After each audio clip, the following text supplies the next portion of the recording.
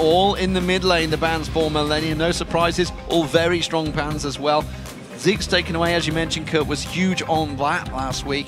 Jack's taken away. One of the strongest top laners, almost, or more importantly, Kevin's favorite top laner. Yeah, and Wickd seems to favor more towards Aurelia, Shyvana than the Jax itself, so that's why they banned away. Don't want to risk Kevin taking it and just become this split push king.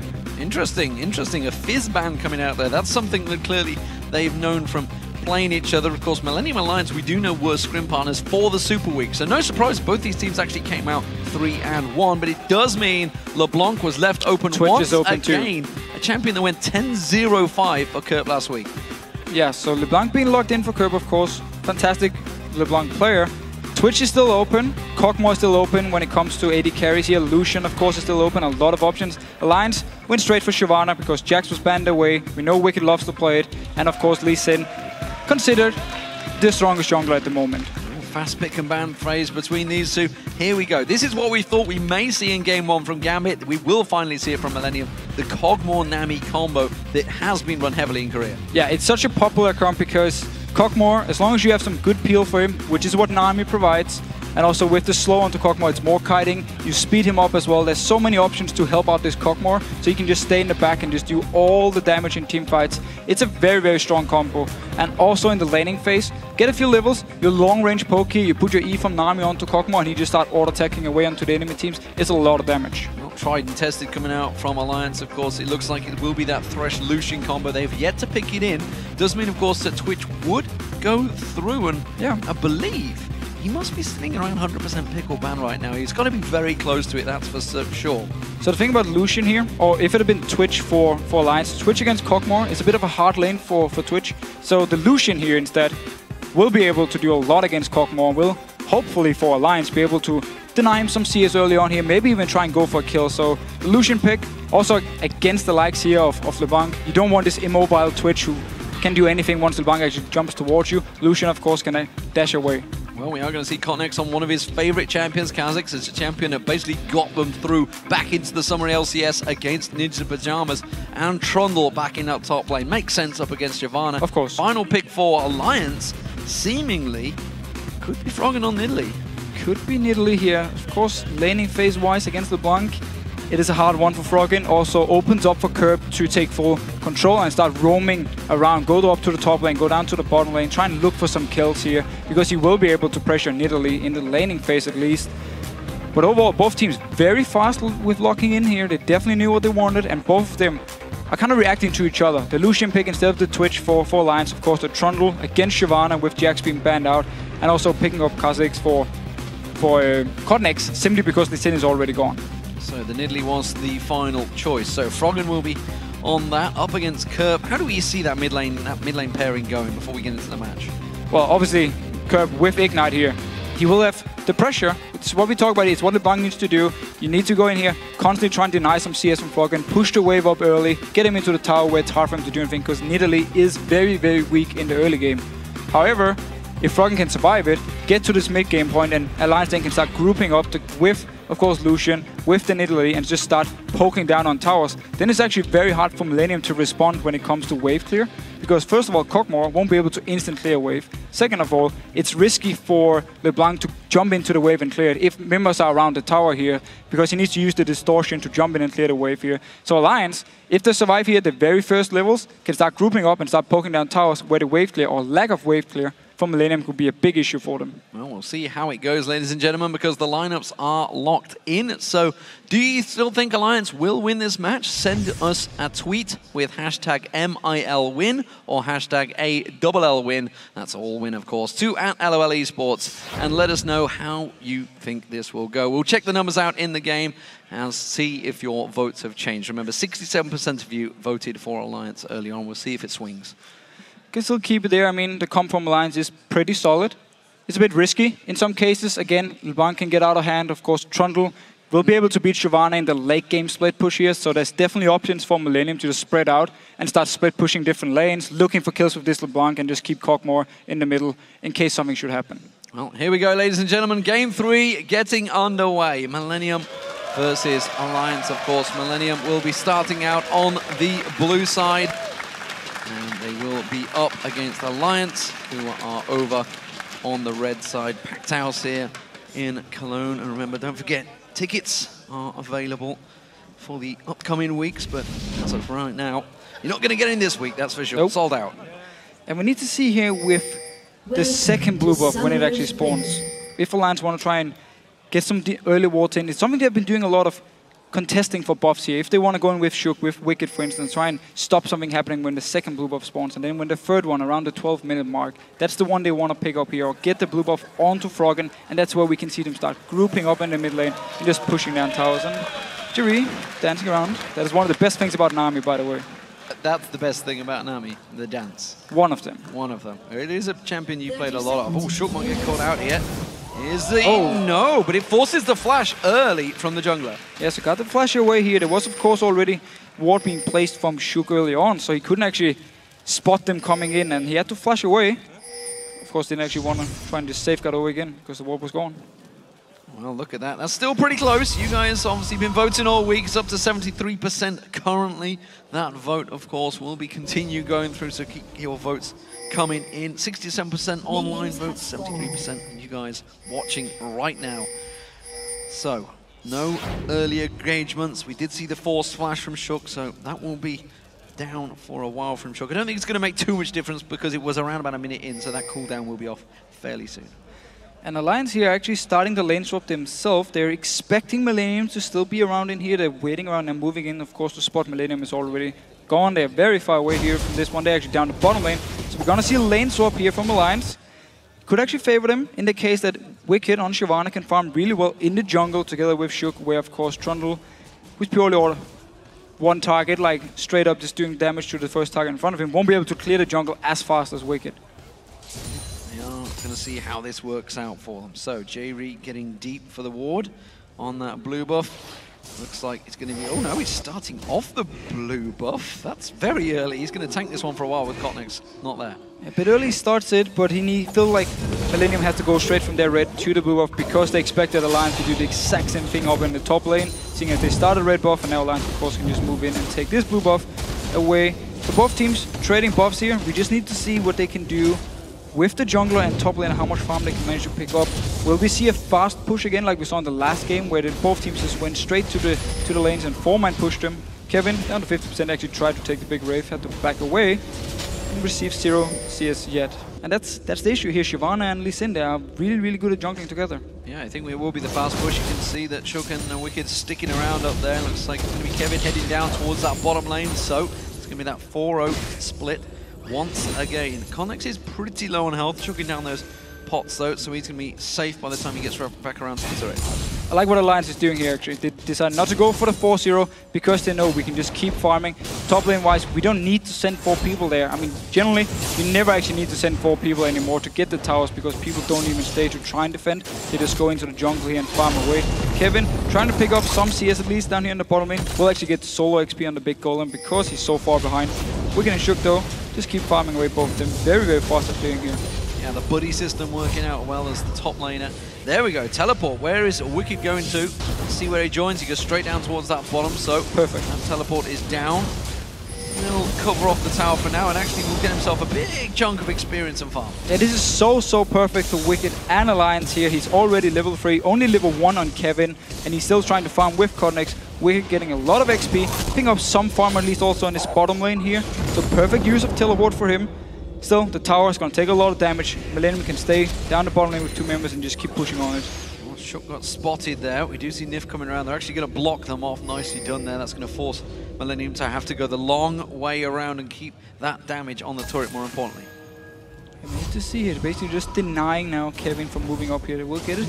Didn't even touch the wave, so that is perfect. And now actually it's going to focus the first minion coming in here from Alliance. So that is beautiful done by Tabzz. It's now going to push actually towards Alliance as well. So explain to everyone why exactly not touching that lane there was so important.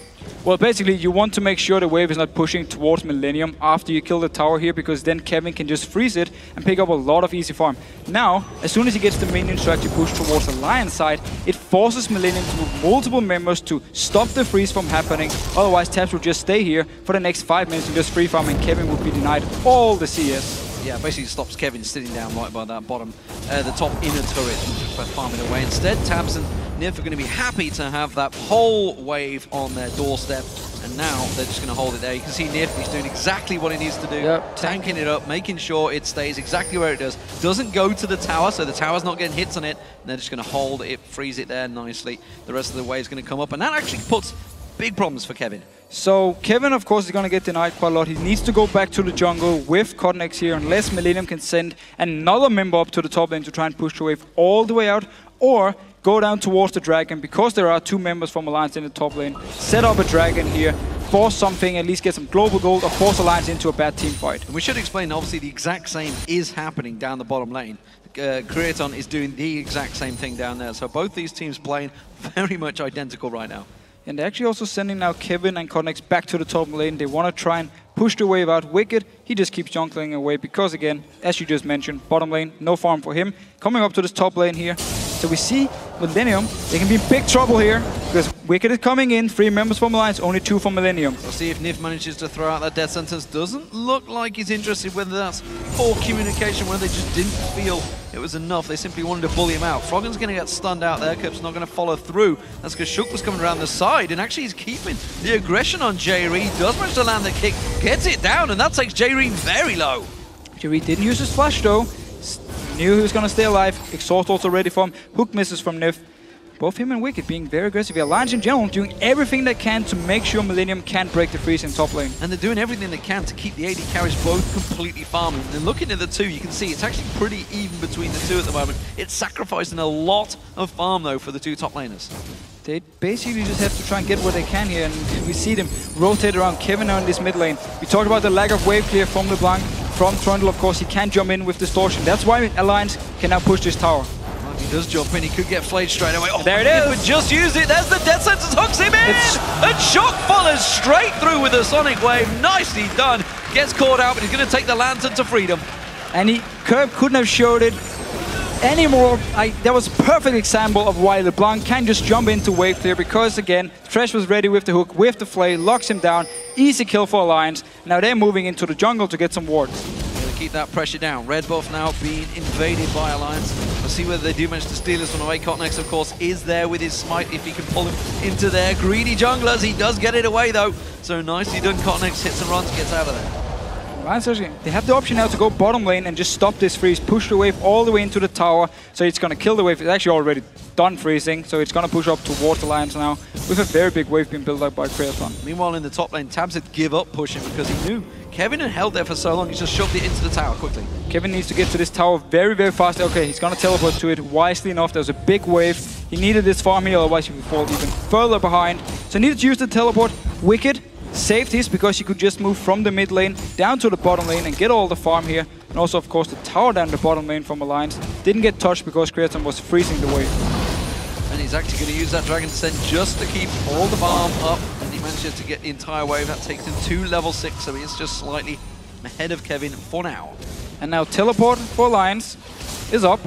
Cooldown for Kevin here, so Wickd can go back to the top lane, do a one-on-one with Kevin. Alliance can then start the dragon. Wickd can teleport down if needed. 5 members from Alliance, easy dragon for them. Millenium won't be able to respond unless Kevin decides to run away from this top lane and just run all the way down to the dragon.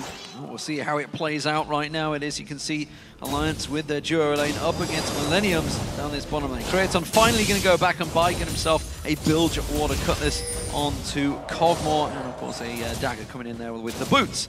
Kottenx just staying off the side at the moment, Kottenx, and making sure he's out of range, because as you predicted, they are very much going to go towards that dragon.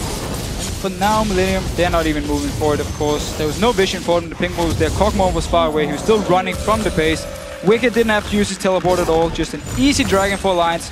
Really playing this early game beautifully. Very well worked so far. Actually, by both teams, in fairness, it's Alliance that have just managed to steal the march slightly on them in terms of gold and tactical prowess. Kerp looking to maybe try and make a play and sacrifice himself onto Wickd, see if they can pin him down. He's all on his own. It's a 2v1. But rest of Alliance are moving up here. Both Shook and Froggen is coming in. And will they actually... Ooh, backs away. Moving in fast. The spear not quite landing. But with the support of Shook, it was enough to force Millenium off the tower. We do have a pause. something we actually haven't had for a while, but you know, when we do see Froggen and Wickd on the course. board for Alliance, it's almost certain that a pause has to happen at some point. Pretty much every time. Credit to Froggen though, he's actually about 10 CS ahead in farm here over Kerp on LeBlanc. Of course it helps him, the fact that Alliance had all the pressure around the mid lane, could then try and deny him some farm and then move in. Seems Creaton has some issues though. Creaton with the headset slightly off at the moment just so he can talk to the admin. I love the fact that he's giving this little signal. And actually what he meant was it's a mouse problem. I'm not sure how that means a mouse problem. But nevertheless, maybe he's just saying my teammates are crazy. I don't know what's going on, but as it is, my mouse is not working. Time to buy a new mouse. It's a good job, right? This is not Kerp in the mid. Because yeah, that would be a big issue. We'd need a global alert going out that anyone got a trackball. Are they still in manufacture? I don't think they can. I'm pretty sure he actually said there's no other trackball like the one he's using now. I mean, it's gone. It's dead. That's it. So once that's gone, I mean, what's he going to do? What is going to happen? Oh, who knows? I mean, it's a crucial... New mid laner for Millenium. I mean, there's really only one choice. That's it, he's done. He can't actually play with the mouse the same way he can. Anyway, we harp on about his trackball the whole time. Fantastic, fantastic stuff from both teams. Really high-level tactics coming out of these teams, which is something we haven't seen for quite a while in Europe. Yeah, I mean, it just shows at least the teams are learning and adapting here. Really started to practice again coming into this season. Picking up on these new early game tactics we have seen in other regions, and it's great to see, especially Alliance, in my opinion, are the best team now in Europe at doing these early game rotations, doing these early game moves around and knowing when to freeze the lanes and when do we take advantage if the other team is freezing the lane. That's why we saw them as well, moving into this mid lane because, Kog'Maw wasn't there, so there was LeBlanc left the wave clear, there was Kevin left the wave clear, and we saw Kerp when he tried to jump in and clear the wave. Easy hook here from Nyph, first blood as well, and also a lot of damage onto the tower. I mean, obviously, you were playing last season throughout Season 3. Why is it taken so long for the European teams to basically pick up and manipulate the minions like Korea did? And obviously, that's what SK Telecom were doing in Season 3.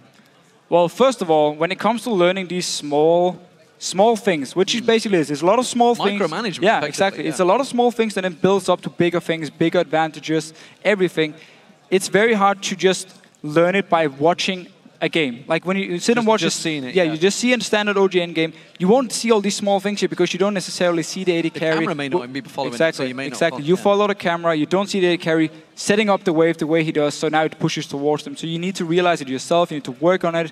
And obviously, again, for Europe and NA, if you go back to Season 3, we had the issue, we didn't have these coaches, analysts, where people would go in and help with these things. I'm not saying players can't do it, but the help wasn't there. So it was more for learning by yourself. And also, of course, we have to remember, you need to adapt to the teams you play against in your region. So if they don't do it, you don't necessarily have to do it, and you don't see it. You need a team to do it against you, so you lose to them while they're doing this tactic, and you're like, what just happened? Go in and watch the replay, and now once you watch the replay yourself, you can see all the small details. It's actually how we picked up our level 1 tactic when it comes back to Season 3 going into Gamescom, because we'd been scrimming against, it was Gambit at the time, who had this very, very nice level 1 tactic, and we were like, what did we do against it? We sat it down for like 2 or 3 hours and just looked at it and discussed it, and finally we actually picked it up ourselves. Well, here we go, ladies and gentlemen, back in the game. We'll see how it's worked out, and sticking to that point, that's exactly why the teams have basically been talking about why they need these good analysis, good coaching there, because while you need to focus on your mechanics and everything else in game, you need somebody else out there with eyeballs on the world to see exactly what is happening, what's changing in the game. And at the moment, that's a very good Aqua Prison on Nyph, but it wasn't followed up on. And we need to see here with Wickd up in top lane. Him and Kevin have been slightly ahead in farm, but Wickd did a good job early game. Picked up a lot of farm here, but Kevin, because the wave now was at the tower, all the way down his second tower here in the bottom lane, or in the top lane, sorry. He teleported to it, he picked up a lot of farm, and then he kept farming the waves all the way up, but Wickd had to run all the way up to the top lane. He actually managed to now get ahead in CS. So Kevin keeping that pressure on to Wickd, and this is actually a battle that could easily go Kevin's way if Trundle plays it right against Shyvana, because if Shyvana's going to stack out that armor at the moment, you can see he's going forward towards the build wall to cut this. I'm guessing he's going to go towards the Rune King. It will be. In there. Kottenx, though, is waiting, and they've already tried a 2v1 gank on Wickd once. Oh, Kerp in the mid lane. That's actually the clone. The clone. Thank you, cameraman, trying to catch me out there. Sneaky. So here, they basically want to try and deny the entire wave from Wickd here. He can ult away, they can try and chase him. Flash is still ready. This is not about the kill. This is just about denying Wickd from all this farm here. So he falls behind in XP and also, of course, falls behind going. But nice hook on Jree. This is absolutely about the kill, and Tabzz executes him perfectly. Again, another fantastic move between Shook and Nyph. They are so good at this synergy here, and Wickd like teleporting into this lane. Kevin taking a lot of damage. Oh, he nearly took him down. He might get in the tower. Hits there. Oh. No, he gets away. The stealth mechanics and a great pillar of ice from Kevin stops him dead in his tracks. So, wow, Wickd just teleporting in. His ulti was actually still up here when he joined in for the fight. And almost took them down. 2 members just escaping here. Beautiful move. And Alliance, because they killed Jree in this bottom lane, can also take the tower. Just about pouncing back in. So close action so far, but it's Alliance with the lead, and it is building up very quickly, if I'm honest. It's a 5,000 gold lead, which seems strange where it's even come from. But again, as we talked about, just this little bit of micromanagement, this little bit of pressure all around the map has now built up to a 3-0 tower advantage. And of course the Dragon, the 2 kills, everything is going their way. Looking at the CS, you can see slightly in the favor of Alliance in every single lane. Yeah, only the top lane being even here, but for now, it doesn't actually matter for them. And Jree, you're dead. Oh, Jree caught out once again, and it's another double combo, this time Shook and his mid laner, and that means the red buff will be stolen away once again by Alliance. Of course, they took it away last time. Kottenx actually came in and Smite stole it back from them, but Alliance successfully invaded. Now, well, Kerp's going to be very tricky to pin down. They're going to put some damage down, and it's just going to force him out of the mid. But again, good move by Alliance. All the outer turrets are gone here from Millenium, so it opens up for Alliance to take the wards, move them a step further in, get vision in the jungle of Millenium without any risk of any tower spotting you out or anything. And now they're just pushing down this mid lane. Millenium there might want to try and set up for flank here. Decides not to. Also because Alliance just backs away. Well, they didn't really have the minion wave with them. The Dragon's not up for 2 minutes, so it's the blue buff they're going to head back off and pick up. Wickd will back off, and that's going to leave Kevin some free time to hit that tower. No teleport available, so he will manage to get a minion wave into it. Blue buff goes across to Kerp. Meanwhile, you can see Nyph actually trying to set something up, and Creaton, I don't think he's happy with his mouse right now. I'm guessing it's Creaton once again. Yes, it is. It is. See straight away the referee back to it. And he's also falling very far behind in CS now. There's also a very big wave for Tabzz down the bottom lane at the moment, so he's going to get even further ahead. Because Tabzz already with his Bloodthirster, stacking it up here. Really very, very strong start from Alliance. Very strong start, of course, also for Tabzz. Now, coming into, if there's a dragon fight, Tabzz is going to be so strong. Well, that mouse situation is going to be replaced. You can see one of the referees bringing in a new mouse for him, and it takes obviously 2 people to change a mouse. Yeah, of course. One guy has to hold it, the other one plucks it out. That's exactly what you've got to do. They're going to walk away. They heard me. It's like, just going to screw you off, guys. I'm just going to leave you to it. So that mouse will get replaced. Hopefully, Creaton will be back in it. And of course, you know, talking of peripherals, this is maybe a big thing. If it's not a mouse that Creaton's used to, this is a big situation, because that is everything you have attached into this game. It is, and you're so used to just playing with the same style. It takes identical mouse. Oh man, that would be perfect then. or otherwise he will have an excuse in case they lose after the game. Yeah, it's the wrong mouse, man. I couldn't do anything. Yeah, I mean, it gives him a self-made excuse already, despite the fact he's 100 CS behind. So, at the moment, Alliance have that big advantage, a 5,000 gold lead at the moment, and this is really just simply the smallest mechanical differences that Alliance have used. It's not been big, flashy plays. You haven't needed to do that, despite the fact, of course, they got themselves 3 kills. But they're not big, flashy plays, and the way they've handled these opening lanes, they did the exact same thing as Fnatic. It worked even better against Fnatic because Fnatic didn't react properly. Yeah. At least Millenium kind of read the situation well. Millenium sent 2 members top, both Kevin and Kottenx, to try and push out the wave here, but because both Nyph and Tabzz was there, they can actually hold them away here.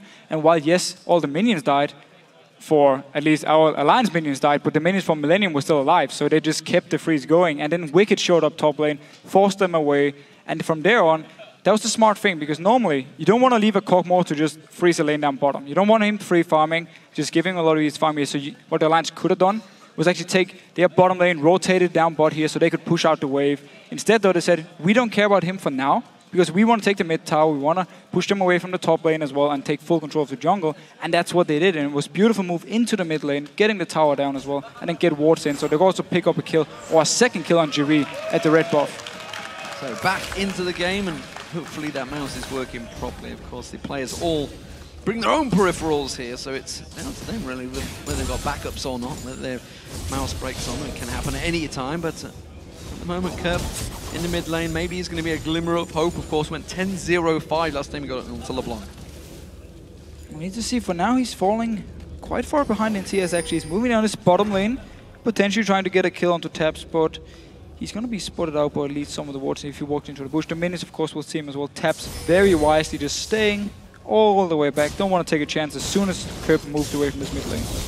Creaton now in that mid lane. Got Jree in support. Jree himself got caught out twice. Got to make sure that doesn't happen again. Pushing quite deep in that lane considering they didn't have a great deal of cover, but you can see good ward coverage from both of these teams around that river area. Dragon will be up in 30 seconds time, and there is a pink ward in there for Alliance, but not a lot of coverage from Millenium, and you can see Alliance taking even more of it away. And I don't think Millenium has their exact time on the Dragon, because there was no vision actually when the first one went down. So as long as Alliance can clear away instant vision around the Dragon, they might actually get a head start on it. Just a few seconds can be enough to pick it up before Millenium is in position. And you actually see now Millenium with 3 of their members in this mid lane, and now Kerp joining them as well.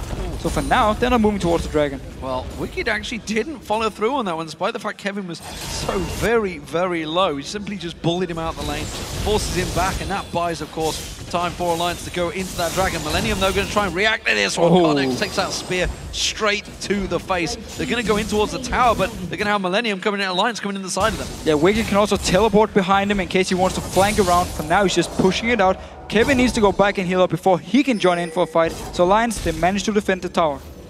Yeah, that was very well played by Wickd. Didn't get the kill. Oh, Kerp has got Wickd staying around the side. He's going to come in towards him. He can just distort himself away from that one. But again, that's bought themselves free time on this middle turret now. And look at the lanes here. Bottom lane is going to push into the tower of Millenium. Alliance is in this mid lane pushing out with the wave. Top lane, Kevin is forced to go defend it because this is also pushing. So every single lane from Alliance were just pushing down towards Millenium, and they pick up an easy tower. This is exactly the pressure that Fnatic needed to apply. The fact that all 3 lanes continually pushing in there. As soon as they come around, take that objective, they can keep pushing through, and they're going to go for a net second one here. Kevin will teleport down, but of course that's going to leave that top wave. It will slow push itself in Millenium's favor, I believe, judging by looking at the minion wave. It will, but there's plenty of time for Alliance to stay, poke a little bit, and then in the next minute or so, go back, recall, go up to the top lane and pick up the massive wave. Because now also there's teleport on Wickd, where Kevin's of course is on cooldown because he had to use it to defend here. For now, Alliance is staying around poking. There's a lot of damage from Tabzz onto multiple members there. Yeah, and of course the big advantage here is the fact that Alliance do have those spears coming through. You just saw Kevin there. Kevin taking half his hit point damage from one single spear because while being the tank of the team, has not built tanky yet. And this right here we just saw is actually a big issue for Millenium. The main engage for them is either Kevin running in from the side with his teleport, Kottenx jumping in, starting something, or Jree landing his tidal wave, landing a bubble to start a fight. He tried to use the tidal wave. On Nami, it's not the best engage. It's very easy to predict from the enemy team. It's very easy to just move out of it. It's slow moving, yeah, it's very, very slow, so it's not very good engage. Generally, it's either used as disengage or as follow-up, not the main engage here, so it's a big issue for Millenium. They can't really just start a fight. They need everything to come down perfect. They need a ward behind the team of Alliance. They need Jree to land a bubble or a very good tidal wave, or they need Kerp to just blow up a target. Otherwise, it's hard for them to start a fight. That's why Alliance could just stay around, push the tower, and slowly back away as soon as they saw the tidal wave. Well, Kerp's going to try and set something up here, but he's going to walk straight into a ward, which is why Wickd instantly steps back away from that wave. But of course, that's shown himself in that top lane, and it gives Alliance, again, yet more chances to move in, steal away the red buff once again. You can see they're clearing out all of the vision. Vision control, big thing for Alliance now. And they're going to try and make a move back on towards his bottom turret. Yeah, they're forcing Kerp now to recall up in his top lane, get him away so he can't do damage to the top tower, simply by pushing down here, because Millenium, they need him to be here with the team. Red team's turret has been destroyed. Spears coming through. If it lands on Creaton, it's going to be a serious problem. Creaton trying to use that ultimate to keep them in vision, keep them at bay as well. Pillar of Ice is working well. And For now, that wave is cleared, but again, you can see Wickd back in the top lane is going to work that wave all the way back down along that top turret, and somebody, somewhere, is going to have to go deal with him. Well, this mid lane as well, LeBlanc is move in, push it out, go back to the bottom lane, in case they want to keep the pressure going. For now, seem to just back away. You see the items here, Wickd going towards either the Rando into Sunfire or the Blade, as you did just complete the Blade here. So for him, big power spike now. Of course, Death Cap is almost completed on to Froggen, and we see Tabzz going towards the Trinity Force. So there's a few items here for Alliance coming in within the next minute, which are big power spikes for them. And once they pick them up, they can really start to apply pressure. Well, it's a 7,000 gold lead so far for Alliance, continuing to keep some wards down. Blue buff was warded up this time, and I think Alliance may fancy trying to steal this one away from Millenium.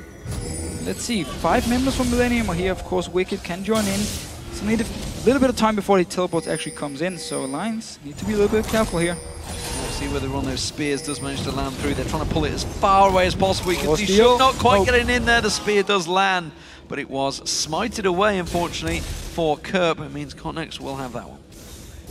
So they actually pretty much do whatever they want. They kept Millenium up here, so Wickd again could keep pushing in this bottom lane. Kevin needs to go down and try and stop this push going. The tower is already gone, and that's just basically from Alliance staying 4 members around the blue buff, forcing Millenium to be there to try and pick it up. Keeping pressure on the map. It's what seems to be working well, and it's what Alliance really have stepped up their game doing coming into this summer LCS split.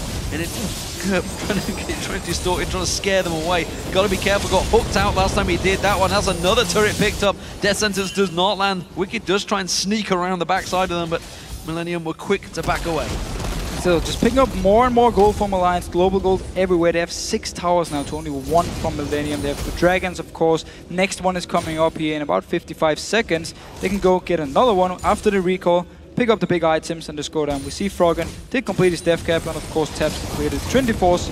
So now they're really hitting the point where they're just so much stronger than Millenium. This is really rather impressive from Alliance, just how well they've controlled this entire game. These last 21 minutes have all been basically in their favor, and at no point have they ever looked in danger or out of control of a situation.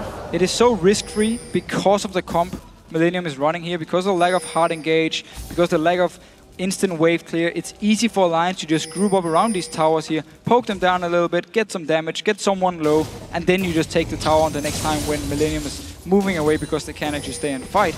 There's been very good moves from Alliance and really taking full advantage of the fact that they survived or did well the early game, and Millenium then fell behind. And here's the tidal wave. Well, the tidal wave only catches on to Shook. He got a lantern already. He can just take straight away from that one. The Cullen doing work and taking half the hit points off Kevin there. There's 1,000 hit points down, and the Dragon now getting started off without that tidal wave.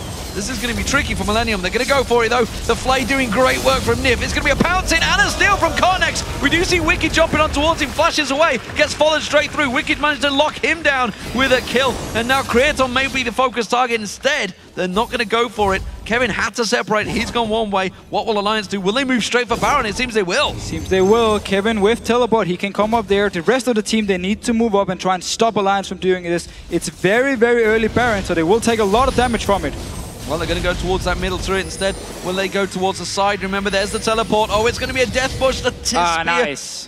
Spear didn't land, and that gave the game away. Basically, they were in that bush. And also, Creaton, he did the beautiful thing you can do on Kog'Maw here. You can check these bushes with your ulti, get vision around it so you don't have to face check.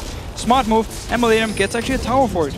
And for the first time, honestly, Alliance actually didn't look in control of a situation. They weren't quite sure how that one would play out. And you can see Millenium, they're sticking around. Hopefully not too long for their sake. Kerp does go in, goes very deep. Nyph with the ignite running. No, the heal from Froggen's there. Death Sentence doesn't quite land. That would have been sweet revenge if it did. Instead, it does save the tower.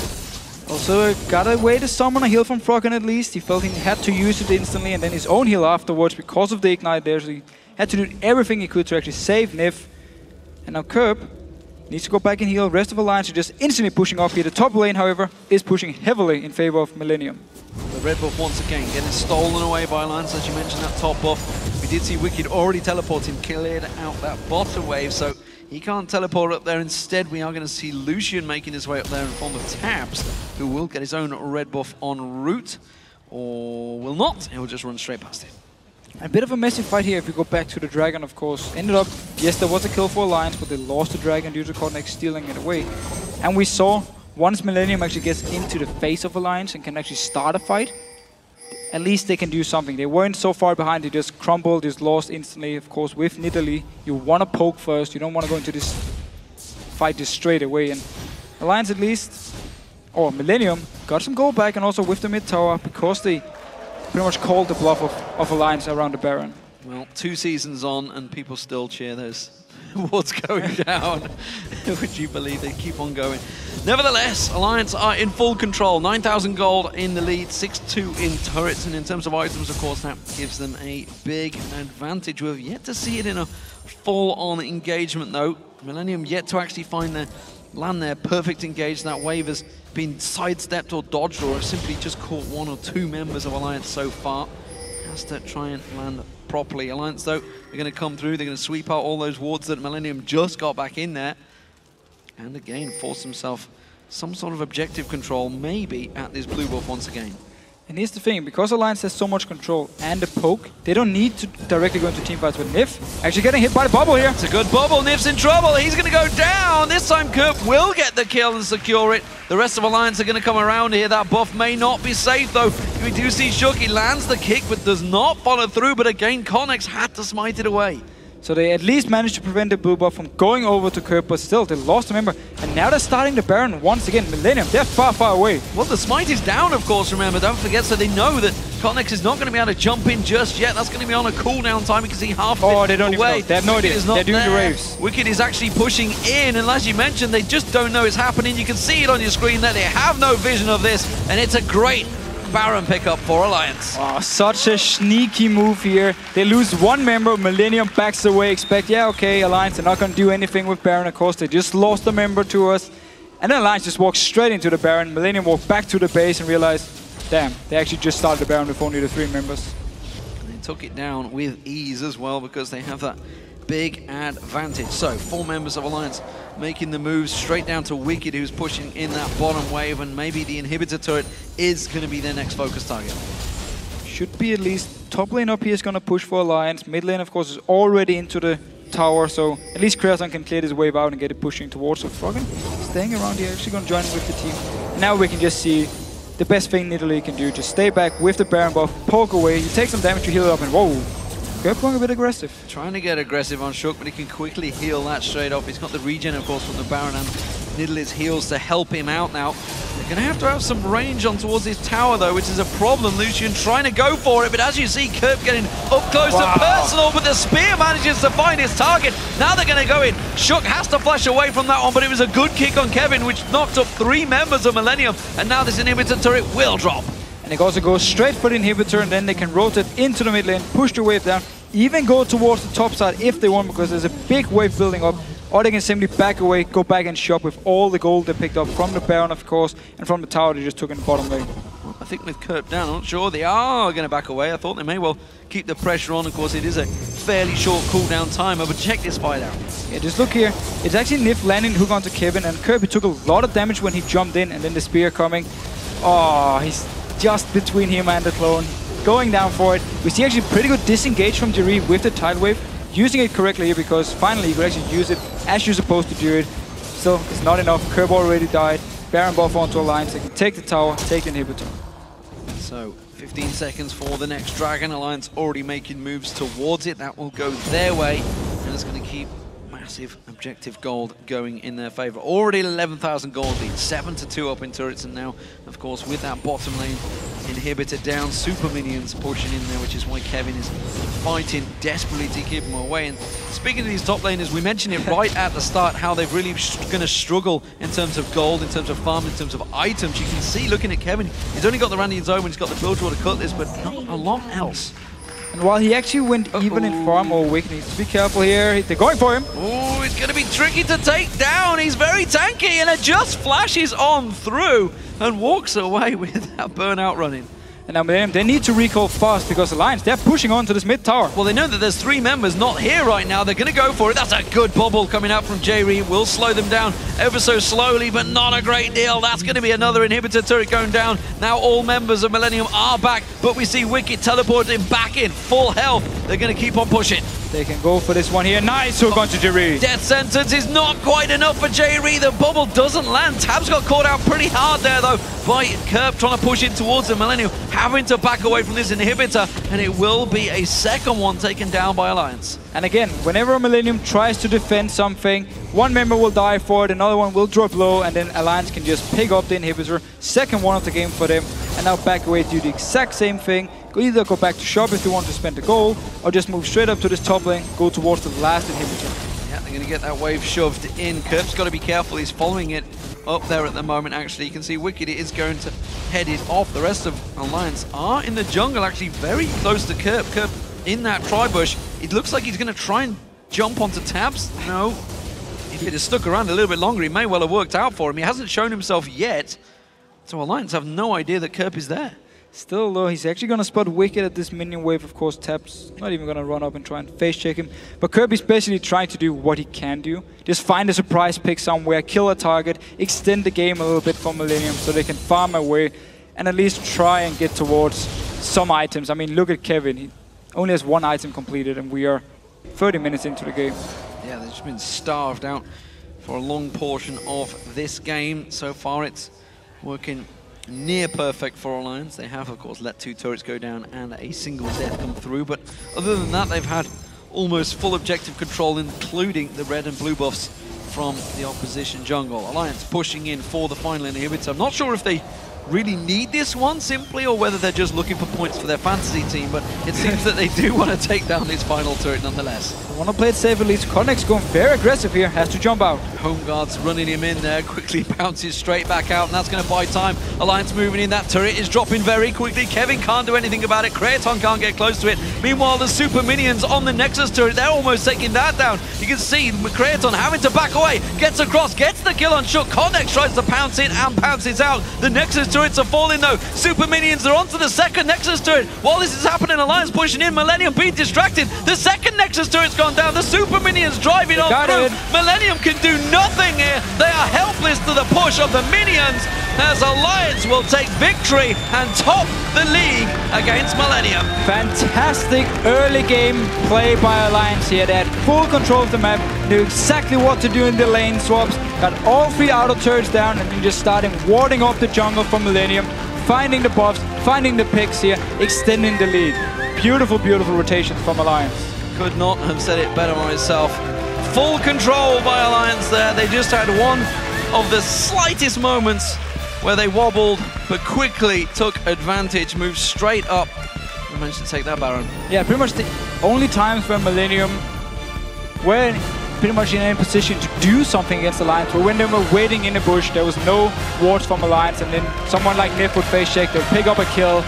But when they actually did get the kill, Alliance just went straight for Baron anyway, picked up the Baron, Millenium didn't expect it, and we just have to say, looking all the way back to around 10-12 minutes, Alliance were already 5,000-6,000 goals ahead by that time. Well, we dubbed them the super team.